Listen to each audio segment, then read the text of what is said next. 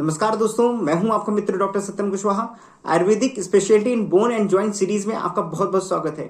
इस सीरीज में हम लोग एक बीमारी उठा करके वह डिजीज क्या होती है, उसका निदान क्या होता है, कॉजेस क्या होते हैं, उसमें कौन कौन से सिम्टम्स आ रहे होते हैं, उसका जो है संप्राप्ति घटक क्या होता है, उसमें जो है क्लिनिकल फीचर्स क्या होते हैं, उसमें ट्रीटमेंट में पंचकर्मा में क्या कराएंगे और जो है शमन औषधि कौन सी देंगे, उसमें जो है डाइट, लाइफस्टाइल, पथ्य अपथ्य, इन सब चीजों के विषय में बात करते हैं। तो आज का टॉपिक है हमारा आम वात। आम वात एक ऐसी अवस्था होती है शरीर में जिसमें प्रकोपित आम और वात मिल करके जो है त्रिक प्रदेश में या संधि प्रदेश में जाकर के सीटेड हो जाते हैं, वहां पे डिपॉजिट हो जाते हैं, जिसके कारण हमारे शरीर में जो है स्टिफनेस या फिर स्तब्धता महसूस हो रही होती है। मॉडर्न में इसी अवस्था को जो है रूमेटॉइड अर्थराइटिस से कोरिलेट किया जाता है, जो कि एक ऑटोइम्यून कंडीशन होती है जिसमें जॉइंट्स और जो हमारे कनेक्टिव टिश्यू होते हैं ये जो होते हैं इन्वॉल्व हो रहे होते हैं। आम वात के अंदर सिर्फ रूमेटॉइड अर्थराइटिस ही नहीं, स्क्लेरोडर्मा, सोरियाटिक अर्थराइटिस जैसी डिजीज कंडीशन भी जो है इसमें इसी ब्रॉड अम्ब्रेला के अंदर में आ रही होती है। अब इसके कॉजेज के विषय में बात कर लेते हैं। आयुर्वेद में जो आम वात के कॉजेज बताए गए हैं उसमें बताया गया है विरुद्ध आहार का करना, विरुद्ध चेष्टा करना, मंदाग्नि होना और जो है ऐसा भोजन जिसमें स्नेह खूब सारा पड़ा हुआ उसको खाने के बाद बहुत ज्यादा व्यायाम करना, बहुत ज्यादा गुरु भोजन करना, ये सब जो होते हैं वो आम वात के कारण बताए गए हैं। मॉडर्न में अगर इसकी कॉज की बात की जाए तो अभी तक इसका कॉज नहीं जाना जा सका है और जो डेली प्रतिदिन कुछ ना कुछ रिसर्च हो रही है और कुछ ना कुछ हमें नई जानकारियां मिल रही हैं। लेकिन अगर लेटेस्ट इंफॉर्मेशन की बात करें तो ये रूमेटॉइड अर्थराइटिस बीमारी जो है 3 फैक्टर के एक साथ मिलने के कारण हो रही है। जेनेटिक फैक्टर, एनवायरमेंटल फैक्टर और हमारे शरीर के जो हार्मोनल फैक्टर हैं, तीनों फैक्टर मिल करके ये डिजीज जो है बना रहे होते हैं। अब इसमें रिस्क फैक्टर के विषय में बात कर लेते हैं। रूमेटॉइड अर्थराइटिस जैसी बीमारी फीमेल्स में ज्यादा प्रोन होती है मेल की तुलना में और जो है 40 से 60 साल के व्यक्ति में यह बीमारी ज्यादातर उभर के आ रही होती है, लेकिन कई बार बच्चों में भी देखी जा रही होती है जिसको हम लोग जेनेराइड रूमेटॉइड अर्थराइटिस कहते हैं। फैमिली हिस्ट्री में अगर किसी को यह बीमारी है तो जो मेंबर्स है फैमिली के उनको भी कई चांसेस इंक्रीज हो जाती हैं कि उनको भी यह व्याधि हो जाए। इसके अलावा जो होता है जो लोग जो है स्मोकिंग बहुत ज्यादा करते हैं उनको यह बीमारी होने की चांसेस ज्यादा रहती है। अगर आप स्मोकिंग क्विट कर देते हैं तो इसे बीमारी होने की चांसेस कम हो जाती हैं। संप्राप्ति घटक की अगर बात कर लें तो इसमें तीनों दोष इन्वॉल्व होते हैं, लेकिन मेनली वात और कफ दोष जो होते हैं प्रधान रूप से इन्वॉल्व होता है। अगर दूष्य की बात करें तो इसमें रस, मांस, अस्थि, मज्जा, स्नायु, कंडरा, दूष्य इसमें इन्वॉल्व होते हैं। स्रोतस की बात करें तो इसमें रस व स्रोतस, मांस व स्रोतस, अस्थि व स्रोतस, मज्जा व स्रोतस इन्वॉल्व होता है। स्रोतस दृष्टि इसमें संग होती है। अग्नि जो होती है इसमें जठराग्नि मांद या फिर धातु अग्नि मानदे रहता है। कॉजेज की अगर बात करें तो ऐसा भोजन करना जो कि हमारे लिए साथ में नहीं है, इनकम्पेटेबल भोजन है, ऐसा भोजन करने से बीमारी हो रही होती है। और बहुत ज्यादा विदाही और जो है विरुद्ध आहार करने के बाद अगर हम एक्सरसाइज करते हैं, ये जो होते हैं इसके प्रमुख कारण हो रहे होते हैं।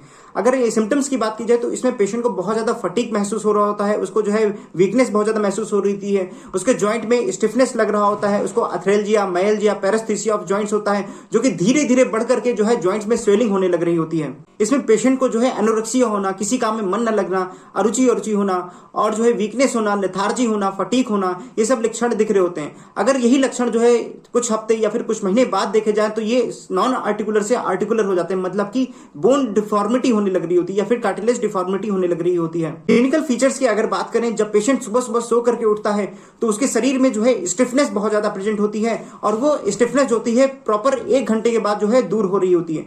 पेशेंट को जो है सिमेट्रिकल जो है उसमें लक्षण मिल रहे होते हैं, मतलब एक साइड दर्द हो रहा है तो दूसरे साइड जो है दर्द हो रहा होता है। इसमें जो है पेशेंट को जो है 3 या 3 से ज्यादा जॉइंट्स इन्वॉल्व होते हैं। हाथों में आर्थराइटिस के सिम्टम्स मिलने लग रहे होते हैं और कई बार जो होता है रूमेटॉइड आर्थराइटिस के नोडुल्स फॉर्म हो जाते हैं जो कि साफ साफ दिखाई दे रहे होते हैं। आयुर्वेद में अगर इसके प्रत्यात्म लक्षण की बात करें तो पेशेंट को जो है संधि शूल, संधि शोथ, संधि स्तब्धता, ये सब लक्षण मिल रहे होते हैं। उसको पेशेंट को बहुत ज्यादा स्पर्श असहत्व हो रहा होता है। अगर जो है इसके जो है सामान्य लक्षण की बात करें तो पेशेंट को जो है अरुचि, अपाक, आलस्य, अंगमर्द, ये सारे लक्षण जो है पेशेंट को मिल रहे होते हैं। आयुर्वेद में अगर इसकी डिफरेंशियल डायग्नोसिस की जाए तो इसकी डिफरेंशियल डायग्नोसिस जो होती है संधिवात, आमवात, वातरक्त, कोष्ठोसेचक, आभ्यंतरफिरक, वातकंटक, इन सब बीमारियों से जो है इसकी जो है डिफरेंशियल डायग्नोसिस की जाती है। लेकिन इस व्याधि में जो है प्रधान रूप से जो है इसमें ज्वर प्रेजेंट हो रहा होता है, इसमें बड़े जॉइंट्स इन्वॉल्व हो रहे होते हैं और इसमें वृश्चिक तंतुवत वेदना, मतलब कि बिच्छू के काटने के समान जो है वेदना इस व्याधि में प्रधान रूप से मिल रही होती है। इसमें प्रिंसिपल ऑफ ट्रीटमेंट की अगर बात करें तो इसमें जो है लंघन कराना चाहिए, रोक्षण कराना चाहिए, तिक्त रस युक्त दीपन पाचन द्रव्यों का प्रयोग करना चाहिए, इसमें मृदु विरेचन कराना चाहिए, स्निग्ध विरेचन कराना चाहिए और जो है इसमें व्यातरण वस्ती का प्रयोग कर सकते हैं और सेंधवादी तेल की जो है इसमें अनुवासन वस्ती दी जा सकती है। इसकी 3 स्टेज में जो है आयुर्वेद में इसकी चिकित्सा की जानी चाहिए। सबसे पहले आम का पाचन करना चाहिए, जितना भी शरीर में आम है उसका पाचन करना चाहिए। उसके बाद फिर जो है हमें 2 शरण चिकित्सा करनी चाहिए। सेकेंड स्टेज में 2 शरण की चिकित्सा करनी चाहिए। जब आम का पाचन हो जाए, पूरी तरह से जो है आम फ्री बॉडी हो जाए, तब फिर जो है इसमें धातु क्षय, वातनासन चिकित्सा और बृहन चिकित्सा का जो है प्रयोग करना चाहिए। ट्रीटमेंट में पंचकर्मा में जो है 3 स्टेज पे हम लोग इसमें चिकित्सा करेंगे। अगर एक्यूट स्टेज में या फिर जो है साम अवस्था में पेशेंट आपके पास आता है तो सबसे पहले क्या करना है कि उसको लेप चिकित्सा उसमें की जा सकती है। लेप चिकित्सा में जो है इसमें जो है अग्नि लेप का प्रयोग किया जा सकता है, जो कि जो है मार्केट में अवेलेबल है। 5 से 7 दिन तक अग्नि लेप कराइए और जो है वालुका सेवित कराया जा सकता है।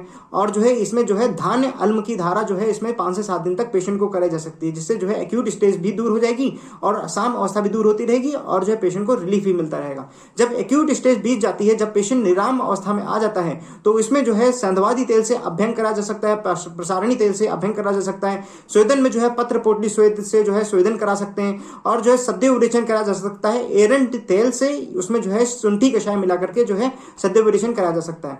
लेप में जो है नागरादि लेप, जटामयादि लेप जो है इसको मार्केट में अवेलेबल होता है, जिसका उपयोग करके पेशेंट को जो है फायदा दिया जा सकता है। व्यातरण वस्ती का प्रयोग किया जा सकता है। क्षार बस्ती 5 से 7 दिन तक दी जा सकती है और अनुवासन वस्ती में जो है बृहत संधवादी तेल का प्रयोग अगर करते हैं तो पेशेंट को जो है लाभ मिलता है। तीसरी स्टेज मतलब कि क्रोनिक अवस्था में पेशेंट आपके पास आता है तो इसमें जो है फिर अभ्यंग कराएंगे कोटम चुक्कादि तेल से और महाराज प्रसारणी तेल से जिसमें अभ्यंग कराया जा सकता है। स्वेदन में जो है पत्र पोटली स्वेद से स्वेदन कराएंगे। सद्य विरेचन में वही एरंड तेल में शुंठी कषाय को मिला करके जो है हम इसमें सद्य विरेचन करा सकते हैं। मधुतैलिक वस्ती और जो है क्या कहते हैं एरंड आदि निरूप वस्ती का भी प्रयोग इसमें करेंगे तो फिर पेशेंट को बहुत ही ज्यादा फायदा मिलेगा। समन औषधि की अगर बात करें तो इसमें आम वातरी रस 125 mg to 250 mg thrice a day दिया जा सकता है। महावात विध्वंसन रस जो कि बहुत ही अच्छी औषधि होती है, इसको जो है 125 mg to 250 mg जो है थ्राइस अ डे दिया जा सकता है। इसके अलावा जो है समीर पन्नग रस 30 mg to 60 mg इसको जो है 20 a day thrice a day patient के अकॉर्डिंग दिया जा सकता है। मल्ल सिंदूर जो होता है 30 mg to 60 mg जो है